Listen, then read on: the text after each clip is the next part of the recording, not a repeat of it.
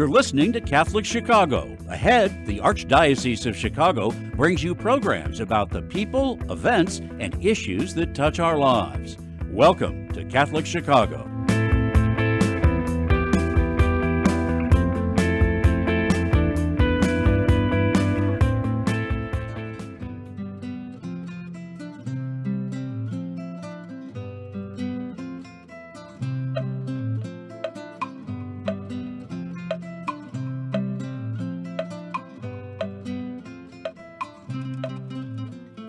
Good morning and welcome to Mission Matters Live, a program focused on promoting a spirit of mission among the people of God in the Archdiocese of Chicago.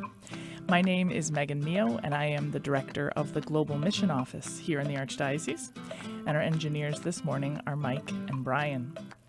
You are listening to WNDZ 750 AM, and you will hear Mission Matters on the second Wednesday of the month at 8 a.m. Central. This month, we are following the news of Pope Francis, who recently returned from a pastoral visit, an ecumenical peace pilgrimage, to the Democratic Republic of Congo on January 31st through February 3rd, and his peace pilgrimage was with South Sudan from February 3rd to the 5th. In an effort to understand the significance of this event, I've asked Sister Joan Mumaw, who is the founder and who has recently stepped aside as President and Chief Executive Officer of Friends in Solidarity. This is an initiative of U.S. Catholic religious men and women in support of religious working in South Sudan and beyond. She is a vowed member of the Sisters Servants of the Immaculate Heart of Mary from Monroe, Michigan, and she's a deeply committed missionary. I've asked her here to help us understand the situation in South Sudan and to unpack the significance, the impact of the Pope's pastoral and ecumenical visit. So, good morning, Sister Joan. Thank you and welcome. Thank you. I'm happy to be here to participate in this radio program. And I think we're speaking to the expert here on South Sudan. You've got the map behind you if you're able to view us.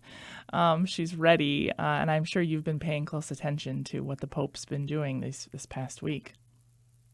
Yes, and I've been very moved by what I've experienced, even though it's been online. Right. Yeah. I mean, it's amazing, the media coverage. But yeah, fortunately, we have access to these things online. So wonderful. So I'd like us to just begin by getting to know you and, of course, your missionary experience in Africa and South Sudan particularly. So please tell us about your missionary background. Where have you been sent? Well, I started out in Detroit. I'm trained as a teacher and taught in Catholic elementary schools for a very short amount of time. And then in 1975, after completing a master's degree in cultural anthropology, I was asked to go to Uganda to teach in the major seminary. The rector believed that the seminarians who had been in the seminary since high school needed to be put back in touch with their own culture. And so I was privileged to have that experience. So I spent 6 years in Uganda at the time of Idi Amin, when he was in power, which was a challenging time for the country. And I learned everything that I didn't know and all that I came to know from the people of Uganda. So it was a very privileged time for me. So following upon that, I returned to my community where I spent 6 years in leadership at the national level, and then 6 years as provincial of our overseas missions. And that was a wonderful experience to see the sisters that I knew working primarily either in pastoral work in Latin America or in training of teachers and seminarians in Africa. So altogether, I think there are about 6 or 7 countries like Puerto Rico, Honduras, Brazil, Mexico, Nicaragua, Uganda, Ghana, Kenya, South Africa, Zimbabwe. I mean, what a gift Long list. to And be you got to able go to and see these places, visit people. touch into those cultures. Yeah. So I returned to South Africa for 10 years in 1996. Okay. Came home in 2012 or in 2006 was in leadership again for 6 years, and then got engaged with Solidarity with South Sudan. And I've spent the past 10 years working at their request from the U.S. to support the work of religious in South Sudan. Yeah. So we've kind of mentioned two kind of partner organizations here, and they have very similar names. So I'm going to just state them very clearly. So you are the founder of Friends in Solidarity, which is the U.S.-based organization, and then there's Solidarity with South Sudan, which is the organization based in South Sudan that kind of coordinates and organizes support for the work of religious there. Correct? Correct. So, yeah, I tell can us. tell you a little bit more about it. I'll start with Solidarity with South Sudan because that's That came first. the organization from which Friends in Solidarity was birthed, so to speak. Okay. So Solidarity with South Sudan was founded in 2006 in response to a request from the bishops of Sudan. It was at a time when the southern part of Sudan, which was the largest country in Africa, was about to either become autonomous or independent.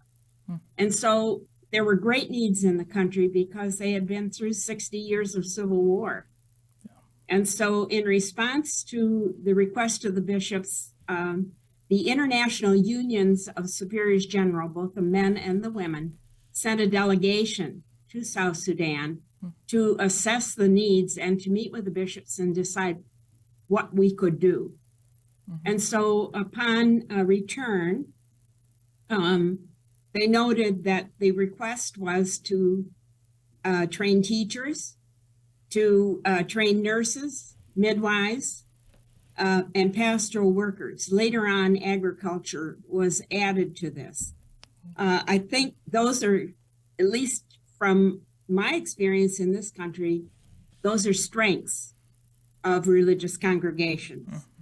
And so the decision was to build the capacity of South Sudanese to assume responsibility for these at a later date when they were well trained. It was never a goal to go there and to establish a mission, so to speak. Oh, okay.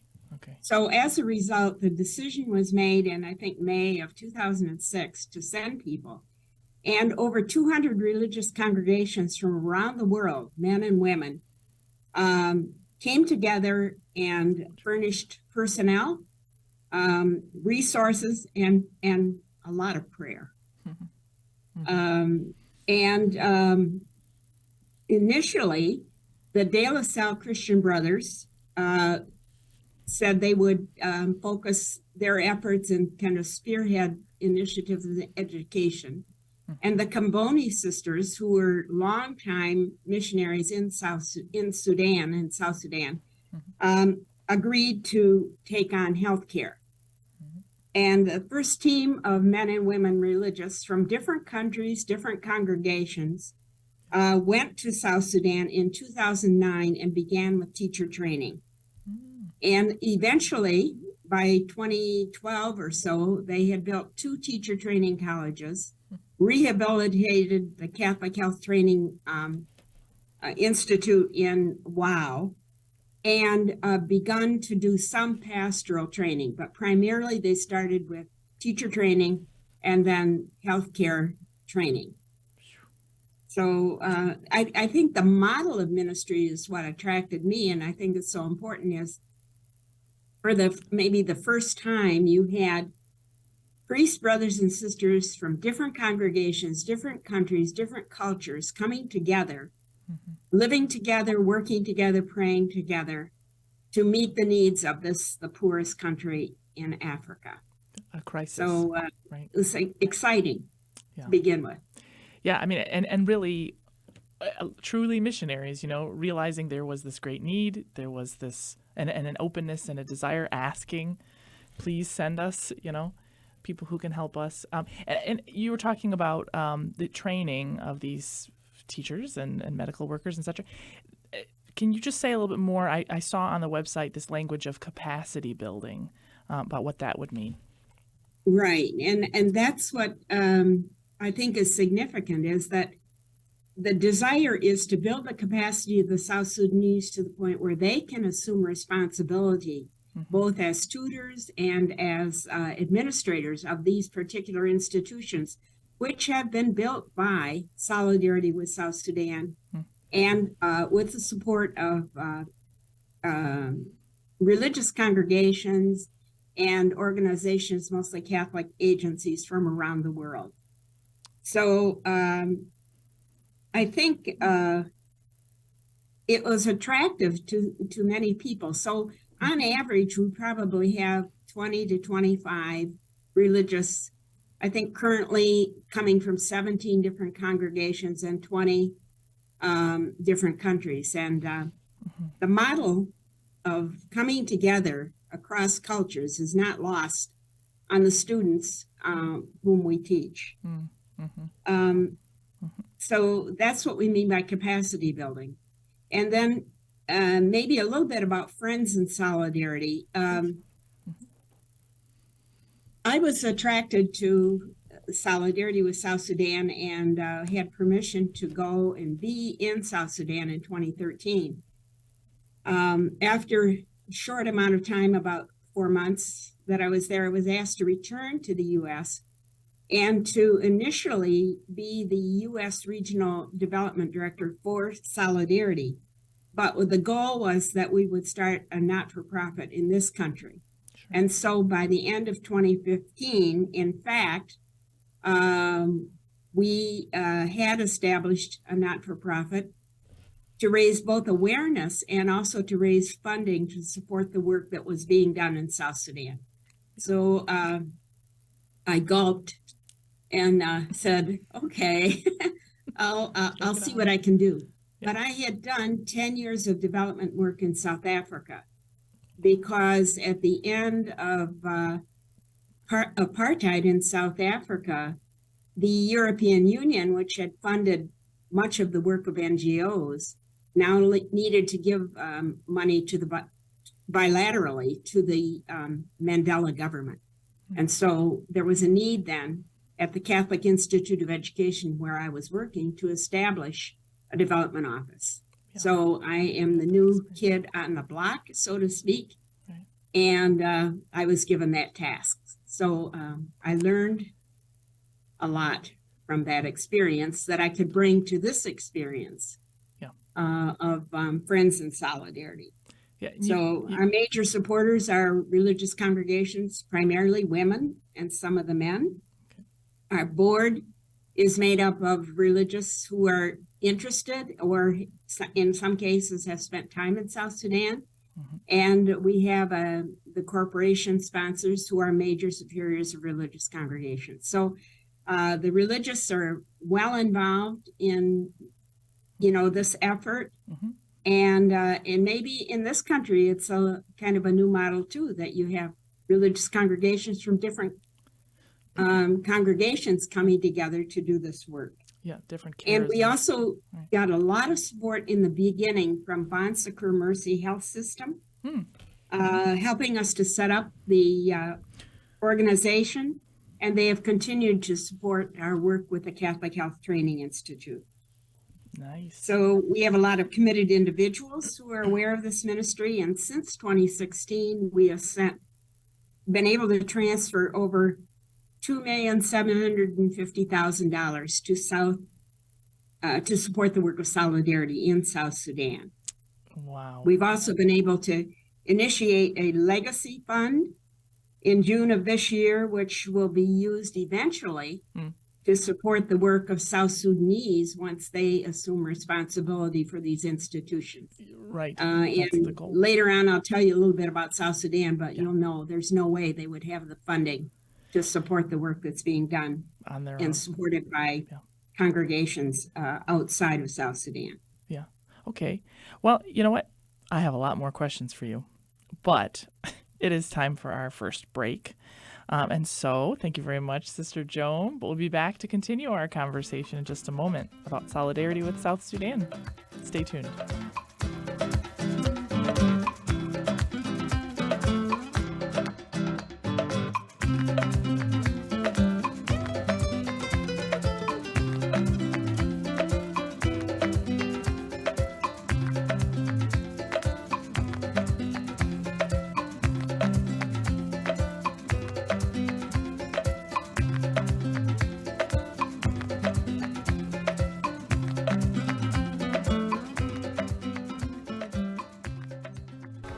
Catholic Charities invites you to First Look for Charity, an extraordinary black tie evening at McCormick Place on Friday, February 10th.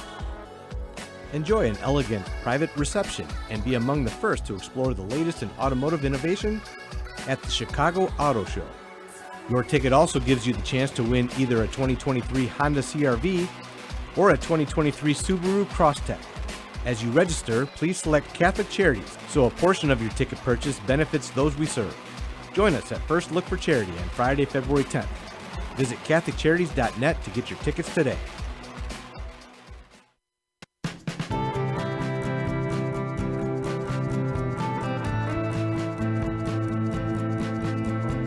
People always say, how can you spend your day with 3-year-olds? Seeing the changes that they go through and just the journey and how they grow, this is a very rewarding job. Even though at the end of the day, we're not the highest paid people on earth. And when I have a parent contact me and say, my child loves school, that to me, I'm setting that foundation for their love of learning. Because really, you are changing lives. You are molding lives. Shape the next generation of leaders. Teach. Apply today at archchicago.org/schooljobs. Catholic Charities' Family Self-Sufficiency Program has assisted thousands of single parents who are working to become more self-sufficient through education and employment opportunities. Our experienced case managers accompany participants for up to 5 years on their journey to identify, address, and break down barriers to improving their quality of life and achieving meaningful goals for themselves and for their families. Professional, compassionate assistance is offered in a safe and trusting environment as participants develop the skills needed to become financially stable and able to support themselves. Every achievement starts with a decision to try. To learn more about Catholic Charities' Family Self-Sufficiency Program, call 847-782-4233 or visit CatholicCharities.net.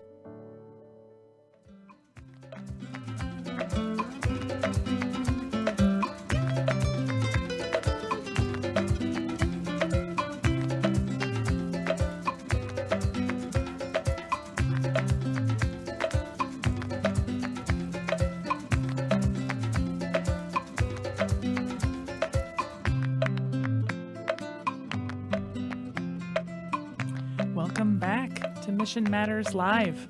I am Megan Mumaw, the director of the Global Mission Office, and I'm here with Sister Joan Mumaw, founder of Friends in Solidarity, which is an initiative of U.S. Catholic religious men and women who support religious working in South Sudan and beyond. And now, just before the break, we were learning a little bit more about Friends in Solidarity, and there were 2 pieces of information I want to make sure that we don't forget to say as we transition into the next topics too. One is, I mentioned that you recently stepped away from the role of president and CEO of Friends in Solidarity, and the new president is Sister of Precious Blood, Mumbi Kigutha, correct? Correct, yes. And Mumbi is well known in Chicago. She graduated from Catholic Theological Union, and she will assume responsibility for this role in March when she returns from South Sudan. She's there now to spend the whole month of February, getting to know Solidarity and the work that we support there. So right now she's at the Solidarity Teacher Training College and has a full program to orient her to that ministry. She's getting her feet wet. Yeah, right. Right. So she's just on the precipice where this transition is happening as we speak. The other thing is we've been seeing, for those of you who are with us on YouTube, we've been seeing the Friends in Solidarity website, which is solidarityfriends.org. And I just want to mention, because we're going to have a lot of other things to discuss for the rest of this show about Pope Francis's visit and everything. But for those of you who want to learn more about South Sudan or learn more about what the church is doing, what our religious men and women, many different congregations are doing, check out this website. It has beautiful resources, prayers, videos, news pieces, lots of great information. So I highly recommend going to solidarityfriends.org. And I'm sure Sister Joan would recommend it too.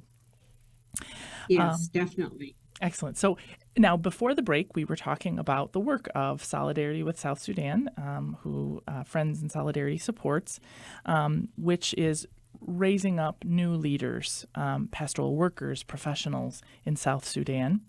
And now I'd like us to talk about South Sudan itself, which, and it's, of course, its people, which people may know. South Sudan is the world's youngest nation, was founded in 2011.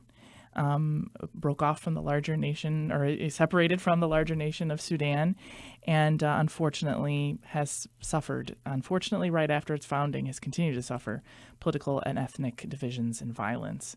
So we want to hear from you, Sister Joan. Give us a little mini lesson in the history and what's the context? What are things like in South Sudan right now? Well, South Sudan is a country of about 11 million. The statistics are hard to come by because of lack of institutional development, so to speak. Right. Most of them are young. Probably 75% would be considered young. And it became, as you said, independent in 2011 after about 60 years of civil war. Sudan itself became independent from Egypt and Britain in 1956. And all of the focus of government institutions were in the north, which was Arab and Muslim, and the south furnished the slaves to work in the north, unfortunately. But the south was primarily Christian. The Comboni missionaries were long involved in Sudan. So it's primarily Christian, over half Christian, and then African traditional religion, and a few people from Arab culture and Arab language. The problem was that the North wanted to impose Arabization and Islamization on the South. And that did not go over well with people in the South. The South has 60 different tribes. They're African tribes, more akin to what has developed in Kenya and Uganda and the Congo. And 60 different tribes with 60 different languages. Wow. So from 1956 until 1972, war broke out, and then there was a peace agreement signed in 1972. The role of the churches was very important in that, and I will get to that later. Then another civil war broke out in 1983, which wasn't concluded until 2005. And there it took the nations around South Sudan, the southern part of South Sudan, and the international community together with the churches to broker a peace agreement. In 2005, a peace agreement called the Comprehensive Peace Agreement was signed. And in that peace agreement, it was agreed that the South, the Southern tribes, could determine their future.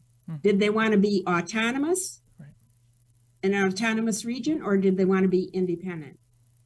In 2000, it would have been 2011, beginning of 2011, they voted to become independent, probably 99% of the people. Now, that is fine, except that this is an area of Sudan that had no physical infrastructure, no institutional infrastructure, and no sense of being South Sudanese. Yeah, unity. So sense that of has been identity. a problem. Mhm. But at least they were going to fight against Sharia law Mhm. and the imposition of having to learn in Arabic. So it's interesting that most of the students that come to us have learned and studied and graduated from secondary school in what they call Arabic pattern, Arabic language. So they've had to learn English Wow.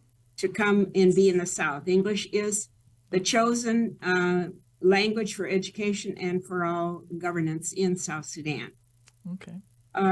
In a short time after independence in 2013, civil war broke out among the tribes in the South, primarily between the Dinka and the Nuer. The president, Salva Kiir, was a Dinka, and the vice president, Riek Machar, was a Nuer. And then the other tribes kind of sided one side or the other with those particular tribes, or tried to just stay out of it, not wanting to be involved in the Civil War. Since that time, 400,000 people have died and 4 million are displaced, with about 2 million internally displaced in IDP camps and another 2 million or more in refugee camps outside the country. Right. Prior to 2005, that's where you have the Lost Boys of South Sudan, or Sudan, moving out of the country into camps, and then many of them being given asylum and eventually citizenship here in this country. Right. Right. In 2013, by 2018, there were several countries and the churches that tried to broker peace so that we could continue to grow as a country. And it's been difficult. So in 2018, there was a breakdown again, at which time I think Riek Machar, the vice president, had to flee the country. And so by 2020, they had agreed to reanimate the peace agreement. So we can talk a little bit about that, because that's part of why the churches got so involved, and it's linked to the Pope's visit recently. So I would say one thing I want to comment on, and we just have a few minutes left in this segment to just give you an idea of how much, because we are going to definitely in the next segment talk about the Pope's visit itself and what led to it. But is that you mentioned, of course, South Sudan is primarily Christian. A variety of Christian denominations, different churches are represented, but they're working together to try to bring about peace, right? There's a history of that. And that's been really since probably 60 years, because the Christian churches realized that if they were going to survive against the Arabization and Islamic policies of the North, they had to come together. And so it was kind of through the foresight of one of the archbishops, Catholic archbishops, and a bishop from the Anglican tradition coming together, which basically started the ecumenical movement in South Sudan. And in this, first of all, in the whole country of Sudan, but then eventually became the South Sudan Council of Churches. So yes, very significant role for the churches. Yeah, I know I read in doing preparation for this interview that the people of South Sudan trust the religious leaders more than their political leaders, because they've been more consistent with that message and that work. In some ways, they have functioned as governance at times when there was no government. It reminds me, the church has a kind of a hierarchical structure like this, but so does the government when you have tribal leaders. And so the church fills a vacuum at times when government is not functioning. Certainly that's true with South Sudan. Wow. Well, you know what? It is time for our break. But Already. Can you believe how quickly the time flies? There's too much to discuss. We can't get in all the details, unfortunately, but we are poised to talk about the Pope's visit and Pope's involvement in South Sudan in our next segment. So stay tuned. We're going to talk about that ecumenical and pastoral visit of Pope Francis. Don't go away.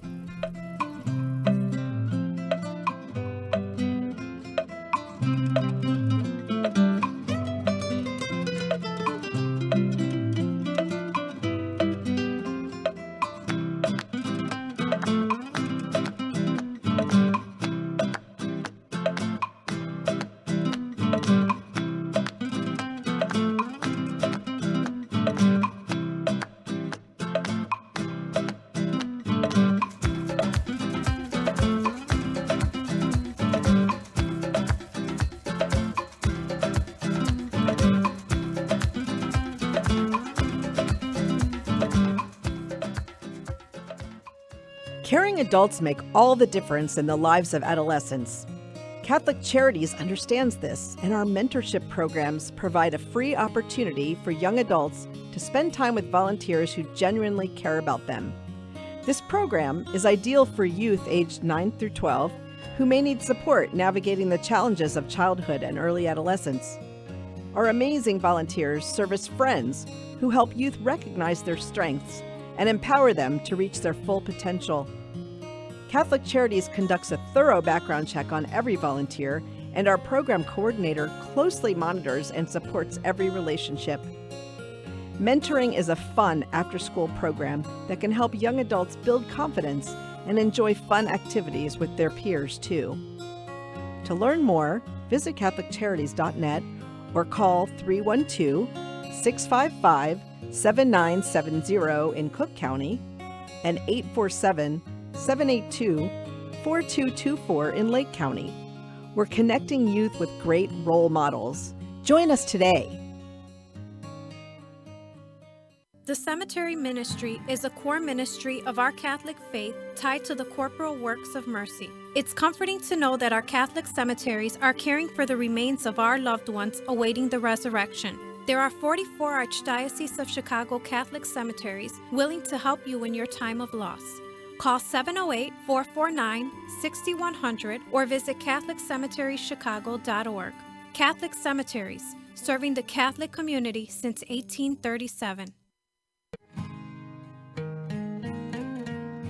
I am a seminarian. The Church needs compassionate and well-trained priests to help guide each of us through life.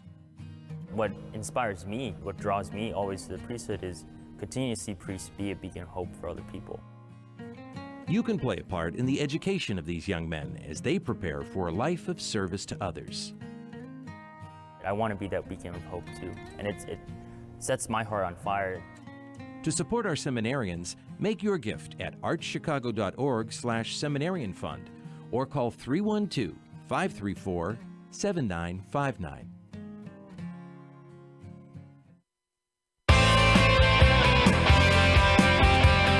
You're listening to Catholic Chicago. Ahead, the Archdiocese of Chicago brings you programs about the people, events, and issues that touch our lives. Thanks for letting us be part of your morning. Now again, Catholic Chicago.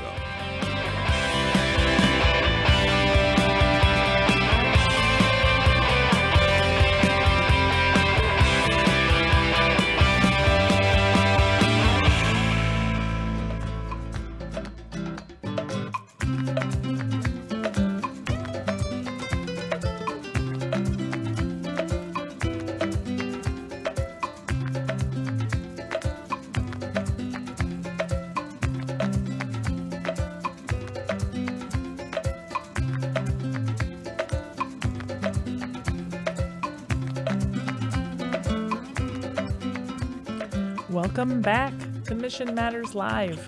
I am Megan Neo, Director of the Global Mission Office in the Archdiocese of Chicago, and you're listening to WNDZ 750 AM. I'm here with Sister Joan Mumaw, founder of Friends in Solidarity. which supports the work of Solidarity with South Sudan, supporting the work of religious who are raising up new leaders and hopefully new institutions, structures in South Sudan.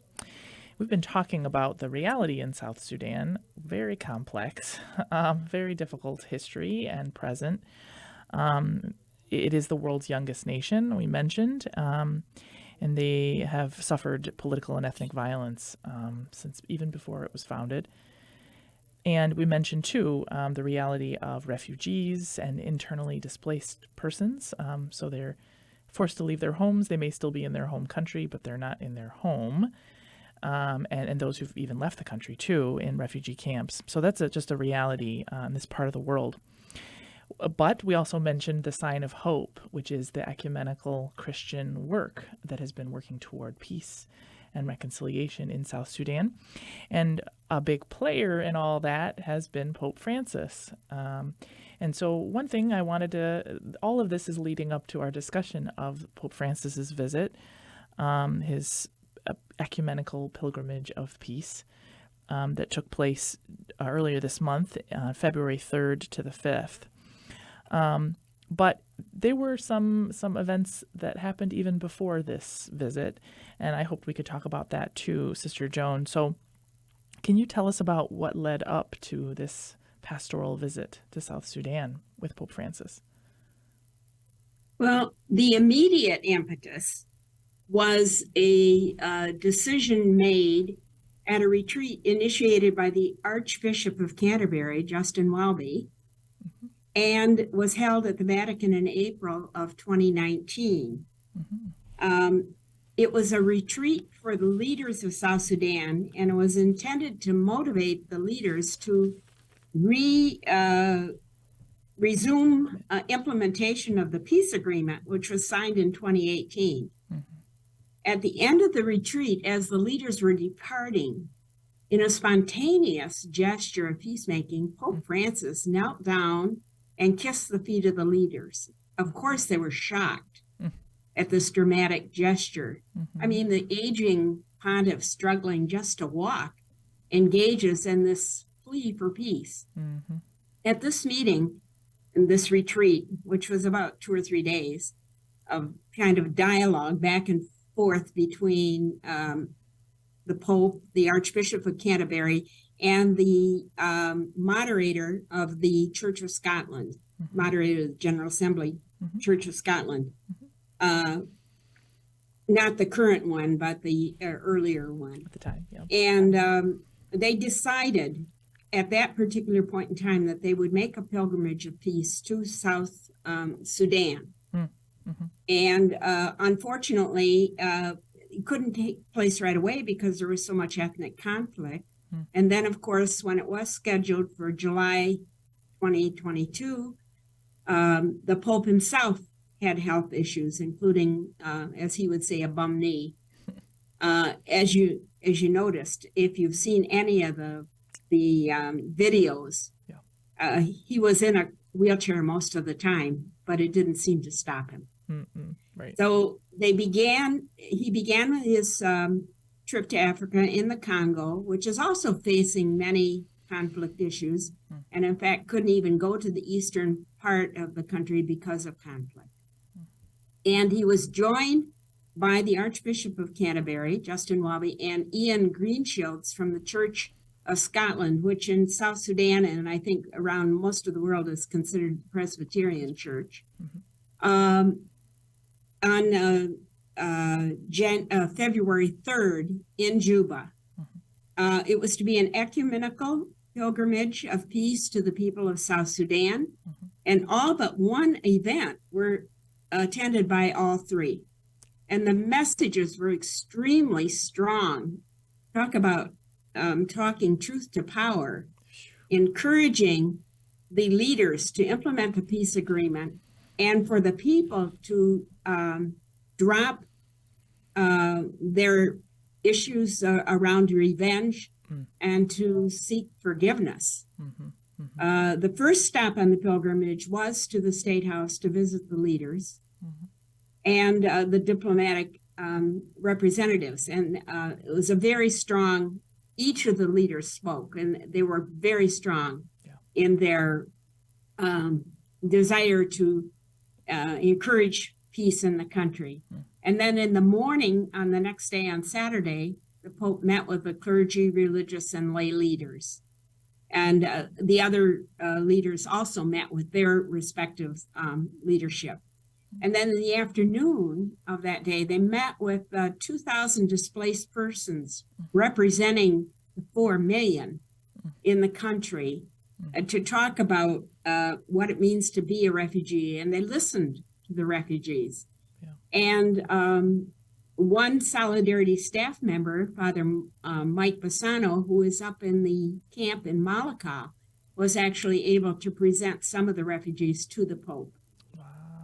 In the early evening, then, there was a very powerful ecumenical prayer service held at the John Garang Memorial. Now, John Garang was a leader of the military, the Solidarity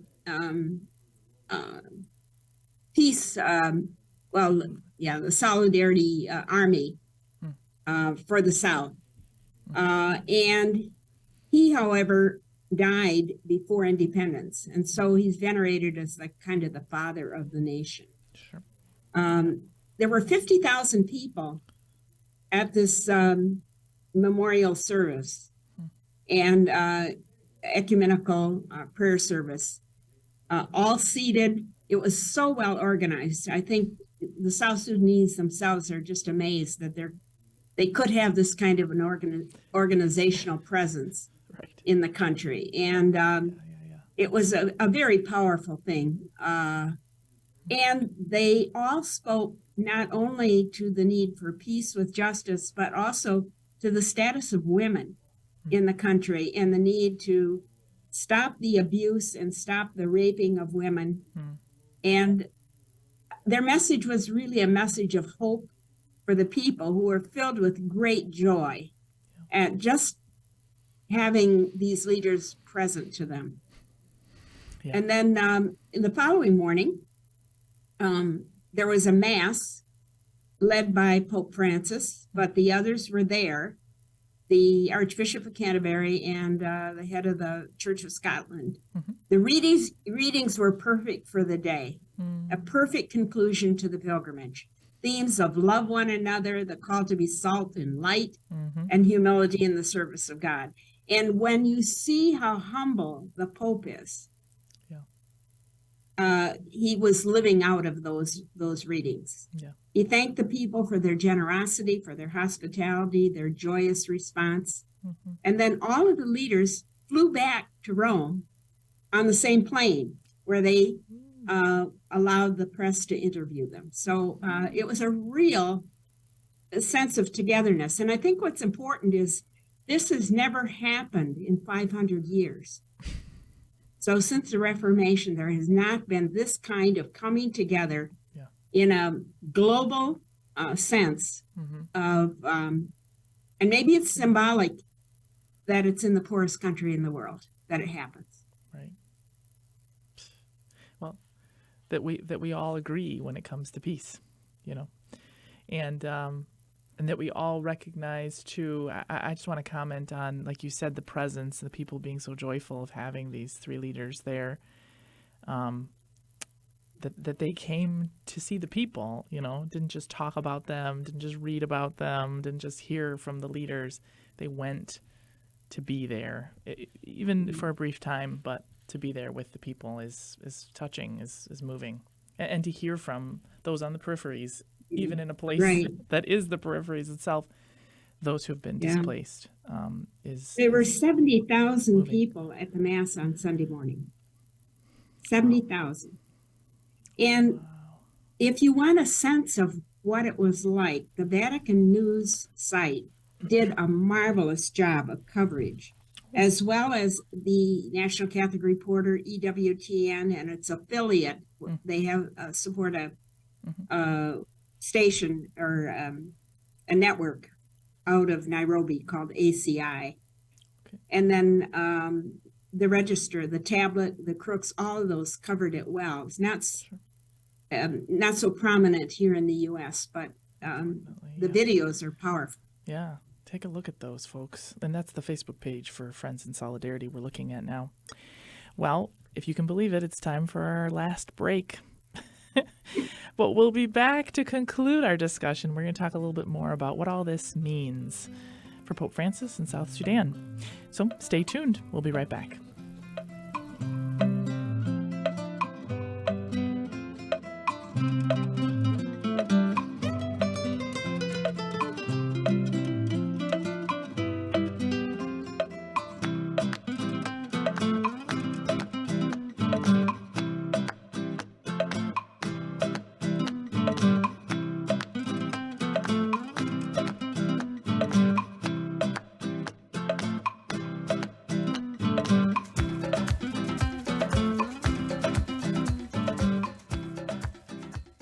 Community is core to Catholic Charities' founding mission. For more than 100 years, we have met people and families where they are, serving anyone in need, regardless of their faith, gender, race, or ethnicity. As our world absorbs the economic, political, and social aftershocks of the pandemic, 50% or more of the 6 million people living in Cook and Lake counties have little or no savings. They are a paycheck away from zero. We are deeply grateful to everyone in the Catholic Charities community who partners with us to alleviate the suffering of the people we serve and offer them a better path forward. We are witnessing a message of mercy and hope to a world very much in need. Learn more at CatholicCharities.net.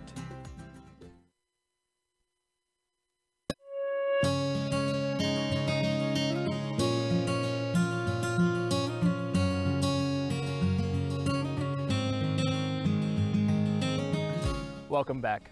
Es fabuloso verlos. Dobrze jest znowu być razem.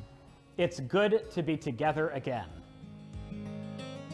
After so many months apart, pandemic capacity limits have been lifted, and we want to welcome everyone back to church. We can all pray together again. And listen as our choirs lift their voices in song. We've been together in spirit. And now, when you are ready, our doors are open wide. Nuestras puertas están abiertas de par en par. Nasze drzwi są otwarte. And we're here to welcome you back to Catholic Mass.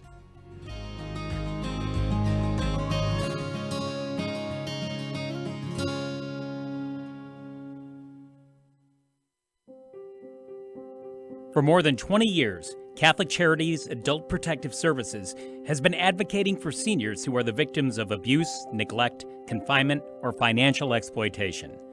With our partners at local, city, and state agencies, our trained case managers follow through on every concern that is brought to our attention in a cooperative way to ensure that our seniors are safe and protected.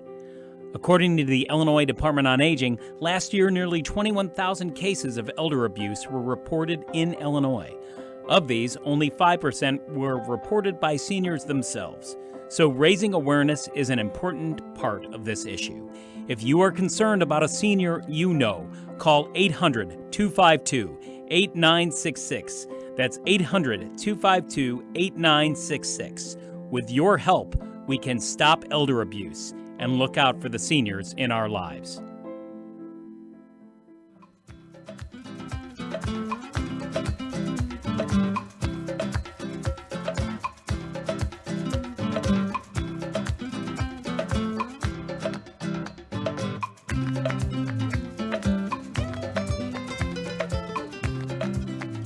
Welcome back to Mission Matters Live.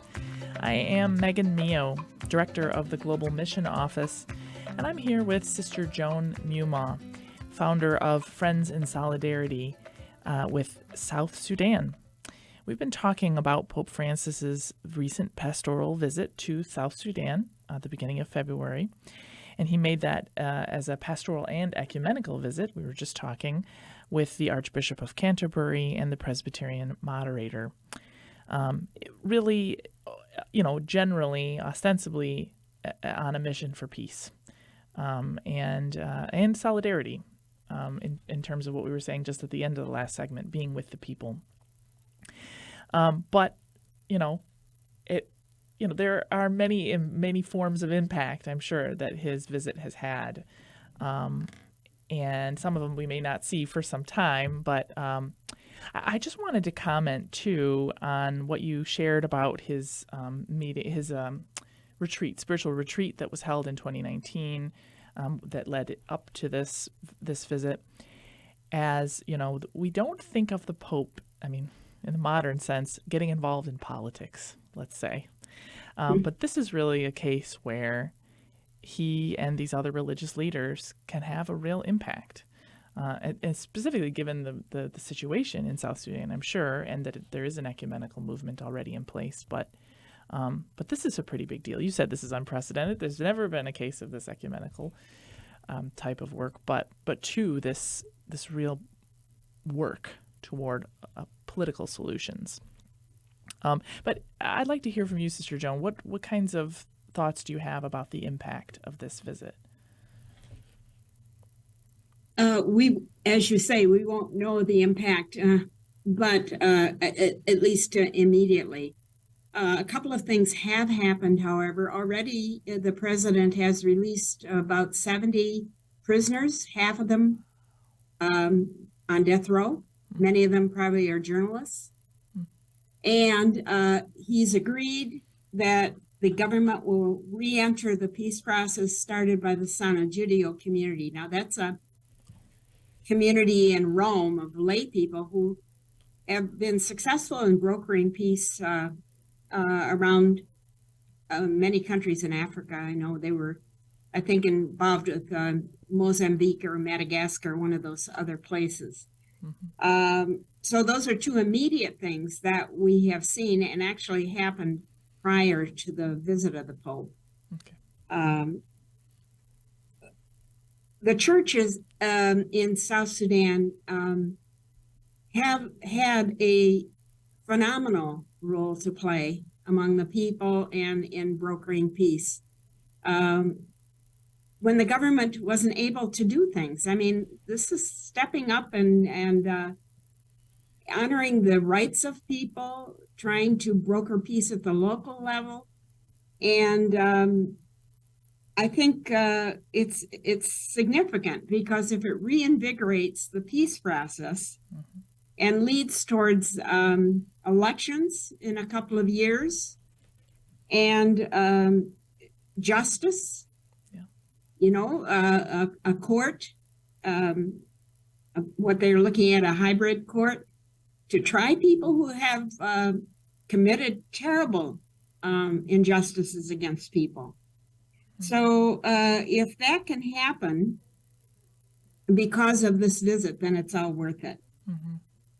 Even before the day of the pilgrimage, 27 people died in revenge killing. So if they can motivate the people to set aside their differences and to try to work for peace, then that's good, to forgive one another.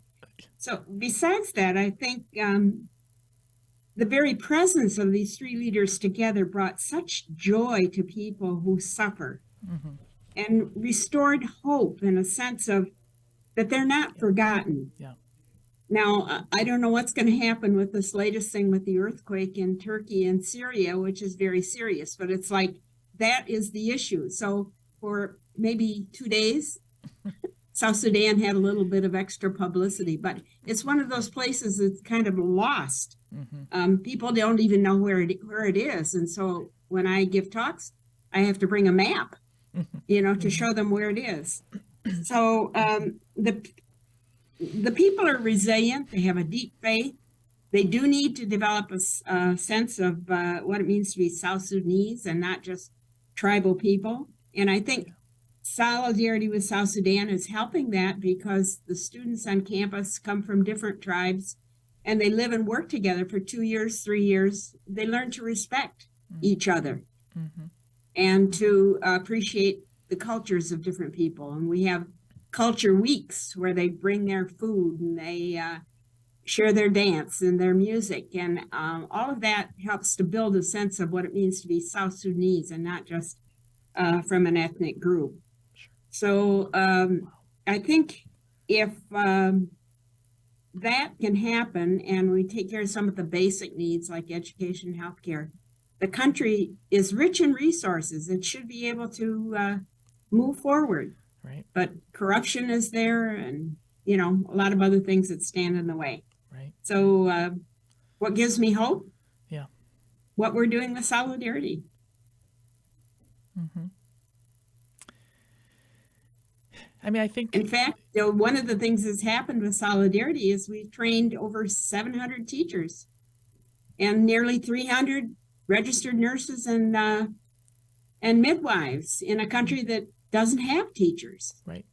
Doesn't have schools. Right. 70% of children are not in school. Mm-hmm. So I think the church and religious congregations from around the world bring hope mm-hmm. to people. Yeah. Because even if these educated people never become a teacher or never become a nurse, they're going to be leaders precisely because they're educated. Mm-hmm. Right. Of course. I think, yeah, just one kind of general impact, as you've just said, is some attention has been brought to South Sudan through this pastoral visit. Certainly there's been ongoing attention in South Sudan, thanks to Solidarity with South Sudan and Friends in Solidarity. There's always definitely more. As you said, this doesn't mean the violence stopped because the Pope and these other leaders came. It has continued, and there's still a lot of uncertainty. But there's hope, and that this has kind of given a little boost, perhaps. And I hope these leaders that the religious are helping to train, that there is energy there. You mentioned that the majority of the population is young as well. I think that contributes a lot to hope and new energy and the great faith of the people. So with our last minute or so, what do you want our listeners to know about South Sudan? What would you say that since it isn't well known, what is it that we need to know about South Sudan? Well, I think we need to know that these are our brothers and sisters that are struggling just to become a nation. They're struggling to appreciate each other.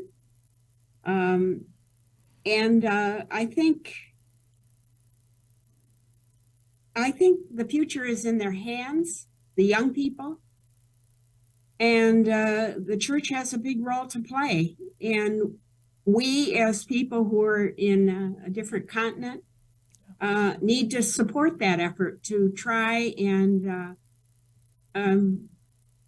build as much capacity as we can so that South Sudanese, these young South Sudanese, can assume responsibility for their own nation and can grow it into a nation. And I think the attention that's brought to this situation by the Pope and the Archbishop and the moderator of the Church of Scotland is not going to go away. I think they're going to continue to speak and to urge the leaders to assume their right responsibility in service to the people. So I think there's great potential.